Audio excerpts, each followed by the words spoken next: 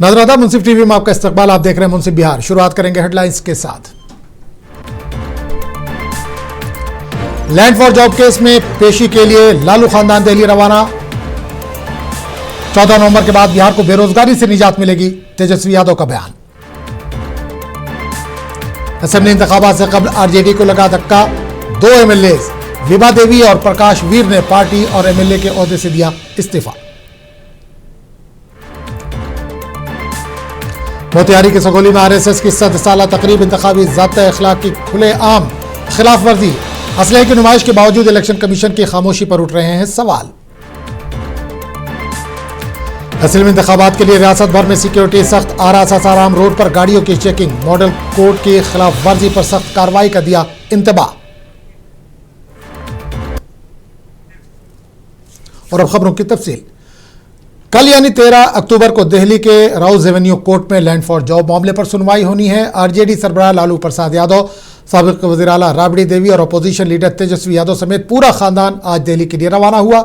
याद रहे कि लैंड फॉर जॉब केस में लालू प्रसाद यादव उनके खानदान के कई अराकीन पर इल्जाम है कि इन्होंने रेलवे मुलाजिमतों के बदले जमीनें हासिल की जब वो मरकजी वजीर रेलवे थे। अब इस मामले में अदालत का अहम फैसला मुतवक्का है, जिस पर बिहार समेत पूरे मुल्क की सियासी निगाहें जमी हुई हैं। पटना एयरपोर्ट पर मीडिया से बात करते हुए अपोजिशन लीडर तेजस्वी यादव ने कहा कि महागठबंधन में सब कुछ ठीक है। इस दौरान इन्होंने फिर से अपना वादा दोहराया और कहा कि जिन घरों में कोई सरकारी मुलाजिमत नहीं है वहां एक फर्द को नौकरी दी जाएगी। इन्होंने मजीद कहा कि 14 नवंबर के बाद बिहार को बेरोजगारी से निजात दिलाऊंगा और जो कहा है वो करके दिखाऊंगा।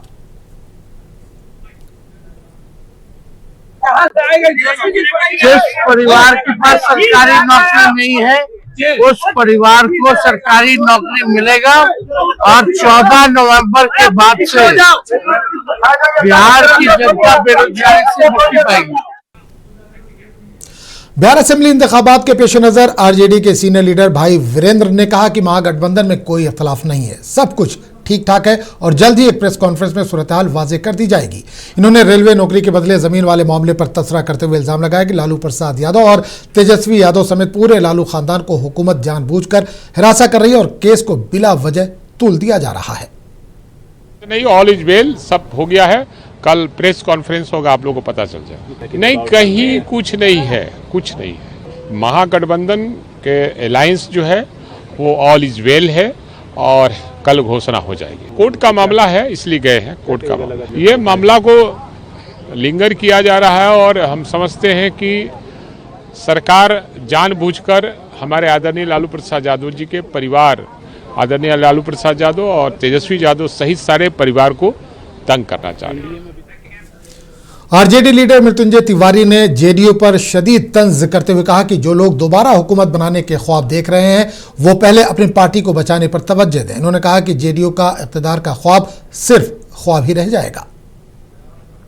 देखिए, जो फिर से सरकार में आने का दम भर रहे हैं एनडीए के लोग, जेडीयू के लोग, वो अपनी जेडीयू पार्टी बचा ले, यही बहुत है।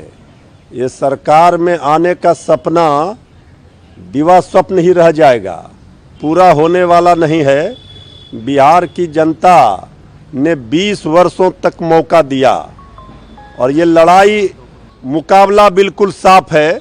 बिहार की जनता महागठबंधन तेजस्वी यादव जी के साथ है, इसलिए ये जो दंभ भर रहे हैं ये भ्रमित कर रहे हैं। यहाँ तो कार्यकर्ता जनता सबका साथ छूट चुका है। सब लोग छोड़कर जो नेता थे जेडीयू के, सब असली नेता तो आ रहे हैं इधर तेजस्वी जी के नेतृत्व में। तो जेडीयू पार्टी नहीं बचेगी और सरकार में आने का सपना अब पूरा होने वाला भी नहीं है। भाई, हमारी पार्टी ने तो, हमारे नेता श्री तेजस्वी यादव जी ने कई मौकों पर स्पष्ट कर दिया कि A to Z की पार्टी है, सभी जात सभी धर्म। अब जाति धर्म पर नहीं, जनता तेजस्वी यादव जी के कामों पर, इरादों पर, वादों पर वोट करने जा रही है। जहां नौकरी की भरमार है, घर घर नौकरी है, बिहार का विकास है, बिहार की प्रगति है, बिहार का भविष्य का सवाल है। इसलिए अब कहां, अब भ्रष्टाचार अपराध मुक्त बिहार चाहिए। एनडीए सरकार जनता को नहीं चाहिए, तेजस्वी सरकार चाहिए 14 नवंबर को तय हो जाए। कांग्रेस लीडर प्रेमचंद मिश्रा ने कहा कि महागठबंधन में सीट शेयरिंग पर बातचीत आखिरी मरहले में पहुंच गई, बहुत जल्द इसका ऐलान कर दिया जाएगा। पटना में मीडिया से बात करते हुए उन्होंने कहा कि महागठबंधन में शामिल तमाम पार्टियों को उनकी हिस्सेदारी के हिसाब से सीट अलॉट की जाएंगी। अलायंस में सीट शेयरिंग को लेकर बातचीत अंतिम दौर में है। सभी दलों के नेताओं के बीच में संवाद कायम है और मुझे लगता है अगले 1-2 दिनों में हमारे गठबंधन का स्वरूप, कौन पार्टी किस सीट पर लड़ेगी, कहाँ किसका क्या प्रत्याशी होगा, ये आप 1-2 दिन में देखना शुरू कर देंगे। हमारे यहाँ कोई इसको लेकर मतभेद नहीं है और कोई समस्या नहीं है। समस्या इनफैक्ट एनडीए में है। जो खबरें आ रही हैं उनके घटक दल के नेता लंबा बयान भी दे रहे हैं, असंतोष प्रकट कर रहे हैं। अभी तक उनके यहाँ कोई सीएम फेस को लेकर नीतीश जी के बेटे को कई बार बयान देना पड़ा, फिर भी बीजेपी ने अब तक स्पष्ट नहीं किया है। समस्या एनडीए में है। इंडिया गठबंधन पूरी तरह से एकजुट है और मिलजुल कर चुनाव लड़ेंगे और हमारी सफलता होगी। ये सब 1-2 दिन पता चल जाएगा। तैयारी तो सब पर, चूँकि गठबंधन में जहाँ हम लड़ेंगे वहाँ हम अपने लिए काम करेंगे, जहाँ गठबंधन के सहयोगी होगा वहाँ हम उनके लिए काम करेंगे। गठबंधन में जब कोई दल शामिल होता है तो सीट की संख्या विवाद का विषय नहीं होना चाहिए। कांग्रेस पार्टी हमें तो जरूर कहेंगे कि हम अपने राजनीतिक हितों की तिलांजलि देकर कोई गठबंधन में चुनाव लड़ने नहीं जा रहे। इंडिया अलायंस में सीट शेयरिंग और बिहार असेंबली इंतखाबात से कबल राष्ट्रीय जनता दल को उस वक्त जबरदस्त सियासी झटका लगा जब पार्टी के 2 मौजूदा अरकान असेंबली विभा देवी और प्रकाश वीर ने पार्टी और असेंबली दोनों से इस्तीफा दे दिया। असेंबली स्पीकर नंद किशोर यादव ने इनके इस्तीफे कबूल कर लिए। जराये के मुताबिक दोनों लीडर जल्द ही भारतीय जनता पार्टी में शामिल हो सकते हैं, जिसके इशारे उनके करीबी जराये दे चुके हैं। प्रकाश वीर ने मीडिया से बात करते हुए कहा कि पार्टी में मुसलसल नजरअंदाजी और इज्जत नफ्स को ठेस पहुंचने के बाद इन्होंने ये कदम उठाया। इस्तीफे के बाद रियासत की सियासत में हलचल मच गई है और ये सवाल जोर पकड़ने लगा है कि क्या आरजेडी के अंदर सब कुछ ठीक नहीं है। कोई वजह नहीं है। हम लोग एमएलए पद से त्याग पत्र दे दिया है। एमएलए हम लोग नहीं, अब आप नहीं है। एमएलए ही से हम रिजाइन कर दिया, वही अपना त्याग पत्र देने चले आए। एमएलए पद से दे दिया है। आगे जनता जो फैसला लेगी, हम अपने से नहीं लेंगे। जनता के साथ हम लोग शुरू से चलते आए, इसलिए जनता जो निर्णय लेगा कोई बात नहीं हुई, कोई ऐसा बात नहीं। इंतजार नवादा एक बार गए थे वो यात्रा के क्रम में, हम लोगों को भी आमंत्रण नहीं दिए थे, हम लोग नहीं गए। उसके बाद कोई भीड़ से एक सिंगल आदमी, उसका चेहरा भी आज तक नहीं आया सामने, कौन आदमी था भीड़ में। और गाड़ी से चलते चलते एक आदमी आवाज लगा, तेजस्वी भैया प्रकाश वीर को हटा दीजिए। उन्होंने बचकाना हरकत जो हमको आत्मसम्मान पर ठेस लगा। देखिए, अपना विधायक से हम इस्तीफा दे दिए हैं। हर आदमी अपना मान सम्मान खोजता है और नया जो लड़का बुतरू है समझ में नहीं आता है, तो समझने के लिए थोड़ा आदमी को समय देना चाहिए, समय सोचना चाहिए। तो वैसा आदमी सलाहकार मिल गया है तो वही रास्ता से लोग जाता है।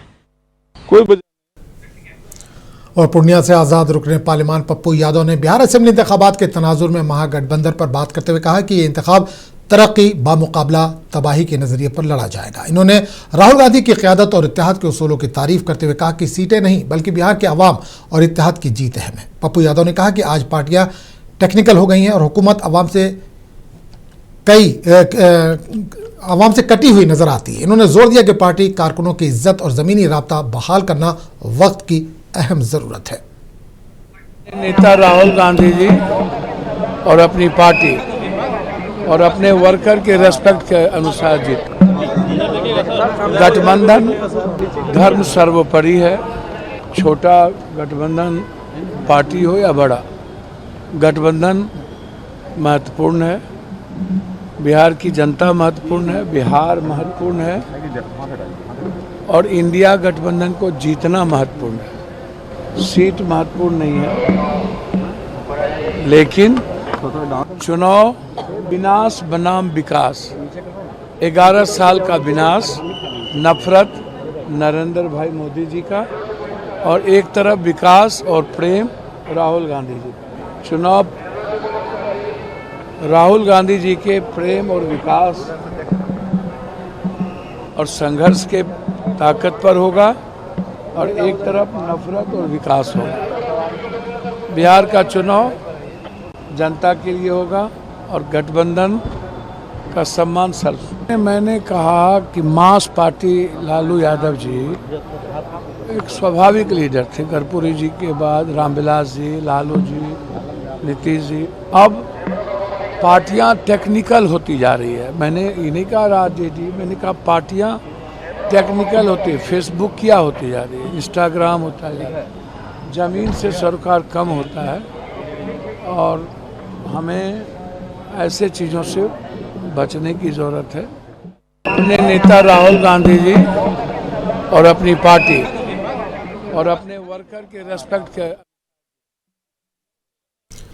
असेंबली इंतखाबात के पेश नज़र जिला इंतखाबी अफसर तने सुल्तानिया की हिदायत पर आरा सासाराम सड़क पर FST टीम और पुलिस ने गाड़ियों की सख्त चेकिंग मुहिम चलाई। इस दौरान गाड़ियों के कागजात, नकलो हमल की इजाज़त, नकद रकम, शराब और दीगर ममनू अशिया की तलाशी ली गई। हुक्काम ने वाजे किया कि मॉडल कोड ऑफ कंडक्ट के खिलाफ वर्जी करने वालों के खिलाफ सख्त कार्रवाई की जाएगी और चेकिंग मुहिम इंतखाबी अमल के दौरान मुसलसल जारी रहेगी।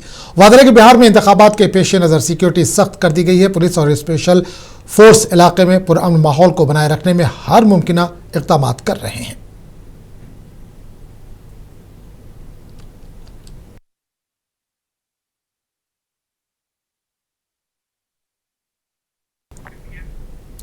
बिहार की सियासत में एक अहम पेशरफ्त के तहत जहानाबाद के साबिक रुकने पार्लियामेंट अरुण कुमार ने अपने बेटे ऋतुराज के साथ जनता दल यूनाइटेड में शमूलियत इख्तियार कर ली। ये शमूलियत पटना के JDO रियासती दफ्तर कर्पूरी ऑडिटोरियम में मुनक़िदा मिलन समारोह में अमल में आई। इस मौके पर मरकजी वजीर राजीव रंजन उर्फ लल्लन सिंह, राज्यसभा रुकन संजय झा, वोदरा विजय कुमार चौधरी और अशोक चौधरी भी मौजूद थे। मरकजी वजीर लल्लन सिंह ने अरुण कुमार का खैर मकदम करते हुए कहा कि अरुण कुमार हमारे पुराने साथी रहे हैं।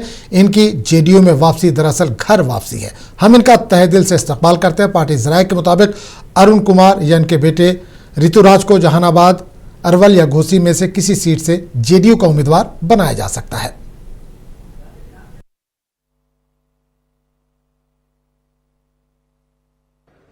अरुण जी हम लोगों के पुराने साथी हैं।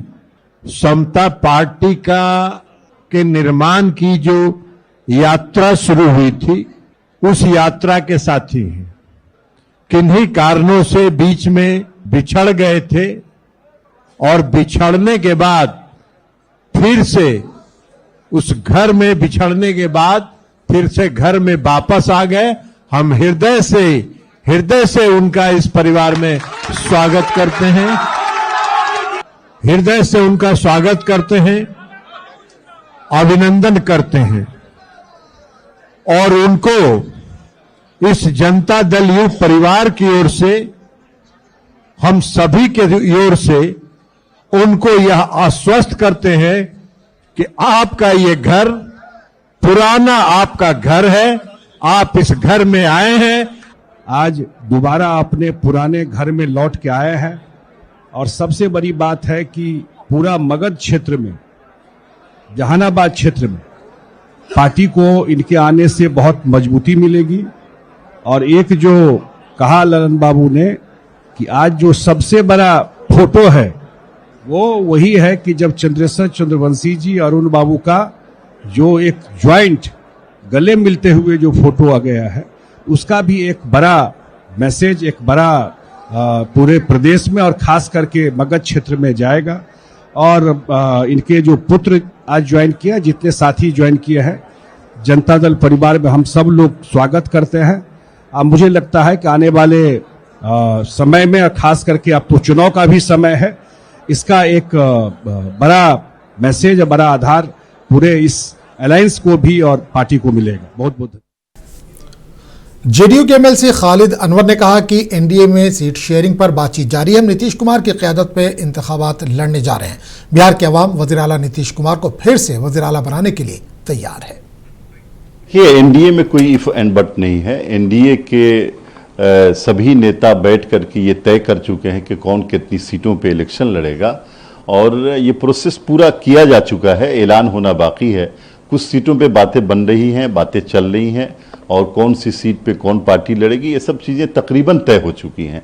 हम लोग नीतीश कुमार के नेतृत्व में इलेक्शन लड़ने जा रहे हैं। बिहार की जनता इस बात के लिए तैयार है कि नीतीश कुमार ने जो 20 सालों में बिहार को तरक्की दी है, उस तरक्की के कारवां को आगे बढ़ाया जाए।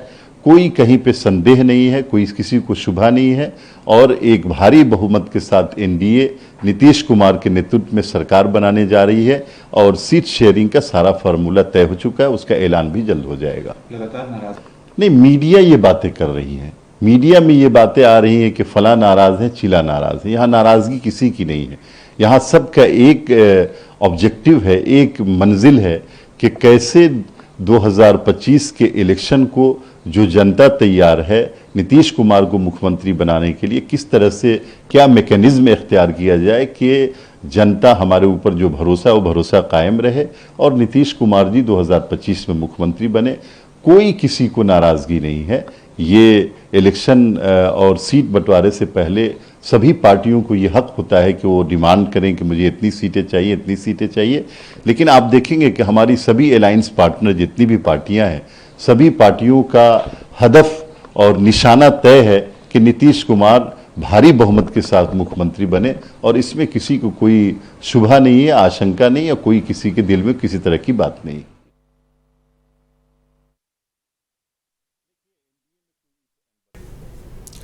असेंबली इंतखाबात की तैयारियों के तहत जिला इंतजामिया ने आरा के ज़रई बाजार कमेटी को खाली करने का हुक्म जारी किया, जिसके बाद ताजिरों ने अपनी दुकानें बंद कर दी। ताहम बाजार कमेटी के ताजिरों ने एहतजाज करते हुए कहा कि छठ पूजा जैसे अहम त्यौहार के वक्त कारोबार बंद होने से आवाम को फल और दीगर अशिया की शदीद किल्लत का सामना करना पड़ेगा। बाजार कमेटी ताजिर संघ के सदर मिंटू पांड्या ने बताया कि ताजिरों ने पहले ही सप्लायर्स को एडवांस अदायगी कर दी है और अब मुतबादिल इंतजाम ना होने से कारोबार पर बहरान खड़ा हो गया है। इन्होंने मुतालबा किया गया फौरी तौर पर मुतबादिल जगह ना दी गई तो फलों की कीमतें आसमान को छूने लगेंगी और जिले में बदअमनी का खदशा पैदा हो जाएगा। दूसरी तरफ इंतजामिया का कहना है कि बाजार कमेटी को खाली कराना एक मजबूरी है, क्योंकि वहीं पर स्ट्रांग रूम और वोटों की गिनती का मरकज बनाया जा रहा है ताकि इंतखाबी अमल पुरअमन तरीके से मुकम्मल किया जा सके।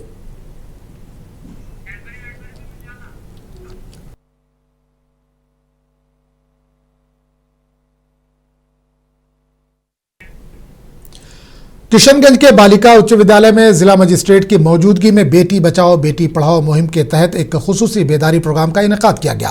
गुब्बारे उड़ाकर और दीप जलाकर प्रोग्राम की शुरुआत हुई, जहां तालिबात ने इस्तकबालिया नगमे गाकर जिला अफसर का खैर मकदम किया। डीएम ने तालिबात से खिताब करते हुए कहा कि समाज में लड़कियों के हुकूक, तालीम, सलामती और बराबरी के मौके पर बेदारी ज़रूरी है। इन्होंने कहा कि आज भी कई जगहों पर बच्चियों को बुनियादी सहूलतों से महरूम रखा जाता है, जिसे बदलने की जिम्मेदारी हम सब की है।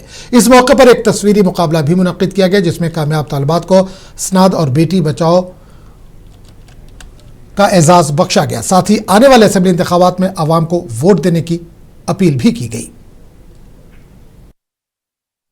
और आगे अपने आप को बढ़ा रहे हैं और कोशिश यही की जा रही है, और जो सरकार की ये जो बेटी बचाओ बेटी पढ़ाओ के अंतर्गत जो योजना ली गई है और उसके अंतर्गत जो कार्यक्रम किए जा रहे हैं, उसके अंतर्गत यही है कि जो हम लोगों की बच्चियां हैं उनको कहीं से भी कोई कम अवसर नहीं प्राप्त हो। जाहिर सी बात है कि समाज में अभी तक जितने भी ऐसे अवसर मिले हैं जिसमें पूरी तरह से समान अवसर नहीं प्राप्त हुए हैं अभी तक, लेकिन धीरे धीरे उन सभी कमियों को दूर किया जा रहा है। लगातार सुविधाएं दी जा रही हैं और लगातार समाज हमारा बेहतर हो रहा है। तो ये इस अवसर पे मैं यही मानता हूँ कि हमारे जितने भी बच्चियाँ हैं इनको हम लोगों को आगे बढ़ना होगा, और जो ऐसे अवसर मिल रहे हैं उसमें आगे बढ़ के आप लोगों को दिखाना होगा।